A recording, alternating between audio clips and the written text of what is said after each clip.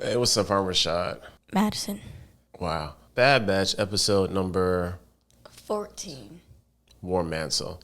Of course, all spoilers.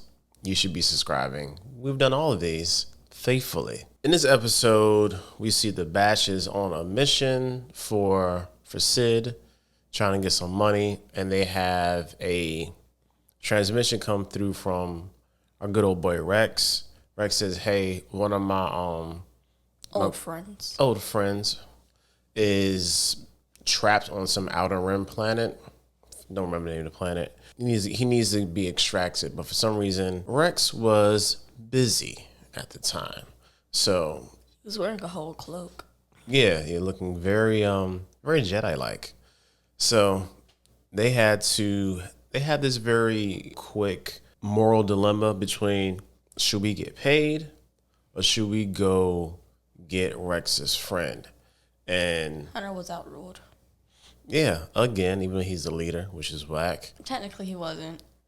Hunter technically was the third vote because Wrecker was. He was just yeah. He was going back and forth for everybody. Like, yeah, Hill has a point. Rue has a point. The kid has a point. Man, shut up, yo. It was 2-on-2, and then Hunter switched sides. Yeah, Hunter was like, all right, because Tech was like, we need to get this money because we don't get paid, we don't eat. The real boss is Omega.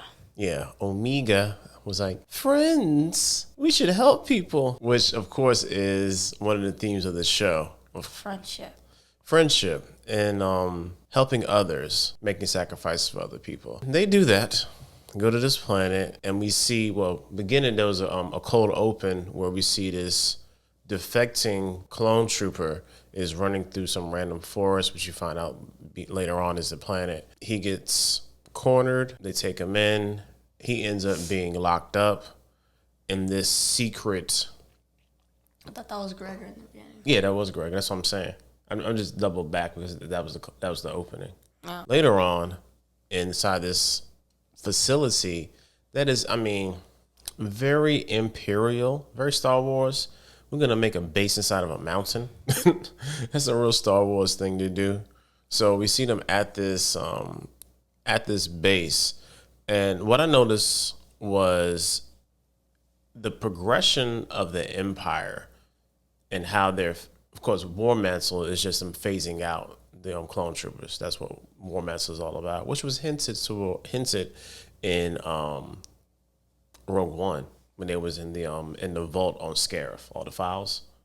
Project War Mantle was one of the files. Anyway, we see how there are phasing out the clones, which you had Lama Su and Namaste, the Kaminoans. They're trying to really figure out how they're gonna get off Kaminoa and get out. And all that, and the guy one got killed. Yeah, that didn't really work out for her. The lady nurse Yes. was going to be useful to the Empire. I saw that the Admiral had clones. They look like, it was like, I'm going to call them Ralphs. Like a kid named Ralph. They were redheads. And it's one of the young clones. Yeah.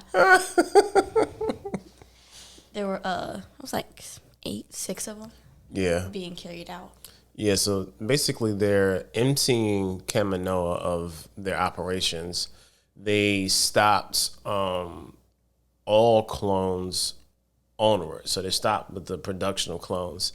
And they're then they start using this infinite supply of humans. Yes.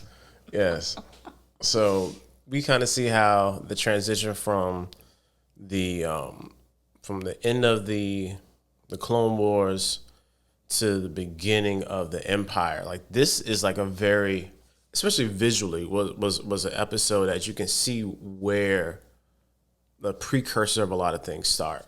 One, I think Hunter or it's either Hunter or Echo noticed that the armor was updated. So visual cues are starting to change to what we would see in Star Wars: A New Hope. I think it was Tech. Yeah, one of them. New armor. Also, they figured out that, hey, like, ain't no clones here. This is a regular person. Of course, they're pledging allegiance to the Empire. And then we also see, like, at the end of the episode where they had the whole dogfight in the sky. And those, they had a couple of very early, looks like TIE fighters And they also had other ships that were kind of precursors for other ships, but I don't remember off the top of my head. But you can see it kind of visually where the Empire is starting to take form and take shape into what, of course, we would know it to be now. But yeah, it was a really interesting episode. The whole point of them trying to find Gregor and get him out, as they had a lot of exchange, a lot of exposition dumps in between them running just to explain what the heck is going on. I really like the fact that that the Batch was having a really hard time. Like, I think it's one of the few episodes where they really had to press, because usually they're like, all right, they figure it all out, boom, boom, boom, they out, next episode. This time it was like, we getting attacked, we're getting hits. They had to use daggone Gronky as a backup power supply, which was hilarious to me. And then he short circuited. Yeah, he short circuited too. And then we saw Crosshair. Yeah, Crosshair. Yeah, Crosshair shows up at the end. Hunter purposely gets caught. And how he gets caught is crazy, because he's trying to get on the ship, free falls in the air, catches himself. His fall gets broken by some tree branches. Yeah, but he caught himself. And but then he lived, which is the most. I'm like, yo, like I can suspend my belief, my disbelief, but like, good God, he should have died the whole time, just off of impacts. But the real main characters are Omega and Hunter, so he can't just die like that. Yeah, we know Hunter can't die yet. Omega's father figure. Still a good episode though. I like that they really pushed the Batch and they try to make them, have some actual conflicts. The whole like back and forth between Hunter ordering them to leave and then Omega trying to use her power of influence, and they was like, nah, we ain't persuasion. Yes, sorry, good job. Did not work this time, so they had to end up going into hyperspace and leaving Hunter behind. Like I said last week, I hope we get a 3-episode arc like the old Clone Wars arc, and that's what we're gonna get. So the next 3 episodes is probably gonna be like War Mantle Part 2, War Mantle Part 3, or like some random. That was 2 more episodes. That's what I'm saying. I said Part 2 and Part 3 of this. I feel like it's going to be a 3-episode arc. Why are you confused? 14, 15, 16? Gregor's Star Wars Rebels. Yeah. Aged up. Yeah. Well, he's technically aged down in Bad Batch, but he was aged up in Rebels. Yeah. Gregor showed up in Rebels on the last stand on Lothal. And he was also in the in Clone Wars as well.